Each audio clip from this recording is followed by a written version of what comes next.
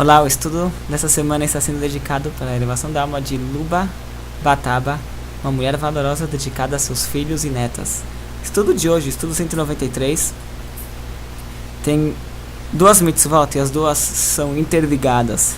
Uma, na verdade, é uma continuação da outra. Proibição 106. A proibição de substituir um sacrifício. A pessoa designou um animal para ser um sacrifício por um juramento, ou por uma obrigação, ou por uma doação que ele queria dar. Depois ele muda de ideia, ele quer sacrificar um outro animal. É proibido fazer isso, você não pode substituir um animal consagrado por um outro animal. E isso mesmo se o segundo animal que se for consagrar é melhor. E o Maimônides, não aqui, mas quando ele aborda as leis dessa mitzvah, no final, ele chega e fala assim, a Torá, ela estudou a fundo a mente da pessoa, do homem, e ela sabe o seguinte, a pessoa ele designa um animal, daí ele conhece que depois, um momento de inspiração, a pessoa ele foi e consagrou um animal para se levar para o templo, e daí depois ele começa a ter segundos pensamentos, não é bem isso, talvez não, e daí ele fala, eu vou substituir, por que tem que ser o melhor animal do meu rebanho, eu vou sacrificar um pior, e a Torá ela proibiu não só substituir por um animal pior, até mesmo se o animal for melhor, porque se daí vai vir com uma desculpa, não, ele é melhor, ele é mais forte, mas na verdade se você for ver em um outro aspecto ele pode ser pior, isso que a pessoa está tendo em mente, então justamente por isso não, o que foi o primeiro decidido como consagrado, é esse que a pessoa deve levar, ele não pode substituir. A próxima parte que ele elabora nessa mesma mitzvah é o seguinte, porque existiam dois tipos de consagração, a pessoa podia consagrar duas classes de consagração que ele podia fazer para o templo. Um, eram animais para o altar para serem sacrificados, e outro era dinheiro para o caixa do templo, no templo existiam gastos de manutenção e coisas do gênero, então tinha um caixa que se chamava Bedekabait, era da manutenção. E a pessoa, quando ele fazia consagrava algo para o templo, ele podia consagrar um animal para ser sacrificado no altar. Ele também podia consagrar algo, até não precisa ser especificamente dinheiro, mas até mesmo um objeto, ou um animal, um animal vivo, que depois isso daqui era vendido, e para a caixa de manutenção do templo.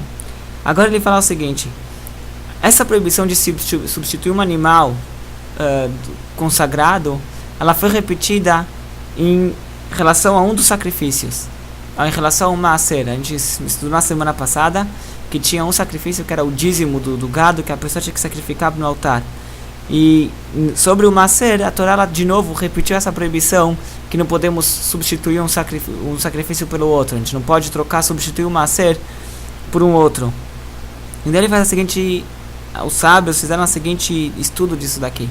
Temos uma regra que vem desde Moshe, que quando a Torá ela fala uma lei referindo-se a vários itens, e depois a Torá ela destaca uma das leis e repete essa lei ela destaca um dos itens e repete a lei sobre aquele item específico. Então aqui é o caso, a proibição de substituir os sacrifícios se aplica a todos os sacrifícios, não só apenas o Maaser, mas a todos eles.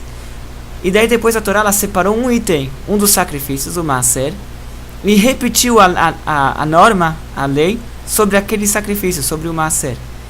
O que ela veio ensinar? Então a regra é o seguinte, quando a Torá ela separa um do conjunto, ela separa um item do conjunto, é porque ela quer falar que as leis se aplicam a apenas itens que são parecidos com aquele item específico que foi separado. Em outras palavras, não se aplica a qualquer tipo de consagração, se aplica apenas a consagrações que se assemelham ao Maaser. O Maaser era algo que era consagrado para o altar, não era consagrado para a manutenção do templo, ele era consagrado para o altar. Então essa proibição, quando a Torá fala que é proibido fazer a substituição de um animal pelo outro, se aplica a apenas animais consagrados para serem sacrificados no altar, não sacrifícios que foram animais que foram doados para a manutenção do templo. Isso é a mitzvah 106, uma proibição. E depois temos o mandamento 87. O mandamento 87 é o seguinte: e se a pessoa ele transgrediu o mandamento anterior, a proibição 106, e ele sim fez a substituição, ele sim trocou, ele falou, esse animal vai ser no lugar do outro animal. Então, como ele deve proceder? Então, exatamente, a mitzvah é o seguinte: ele fez errado, mas agora os dois são consagrados. Ele não podia fazer essa substituição. De fato, a substituição não ocorre. O primeiro animal continua sendo sagrado, mas o que acontece de uma certa maneira, o que ele queria fazer, que esse segundo animal vai ser consagrado, ele sim torna-se consagrado.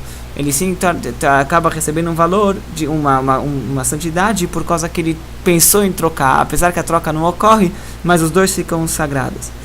No final ele fala o seguinte: quando uma pessoa ela transgride a proibição anterior, ele faz a troca, ele tem uma penalidade. Agora é interessante que penalidades só se aplicam no caso que é uma proibição que não está relacionada a nenhuma mitzvah positiva.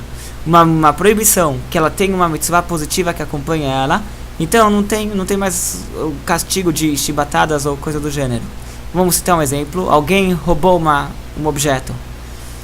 Então, já que ele tem a possibilidade, já que tem uma mitzvah de devolver o que ele roubou, então ele não vai levar chibatadas pelo roubo. Ele tem que devolver o roubo, às vezes ele tem que pagar o dobro. Aqui são outras coisas, mas chibatadas, que seria a punição para a maioria das proibições, não tem aqui, por causa que é uma proibição que ela que ela desencadeia numa mitzvah positiva. Tem uma mitzvah positiva que corrige aquela proibição.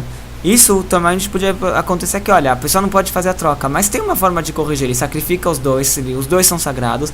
Então é uma mitzvah lotação, é uma mitzvah proibitiva, que ela desencadeia numa mitzvah positiva. E por que então aquela mitzvah proibitiva, a proibição 106, ela sim tem a penalidade? Então ele explica aqui que já que essa mitzvah, essa proibição, ela foi repetida na Torá, então aquela regra que a gente falou, que quando você tem uma proibição que ela desencadeia em uma mitzvah, um mandamento positivo, então não tem a punição de chibatada, só se aplica se é uma proibição e uma mitzvah positiva.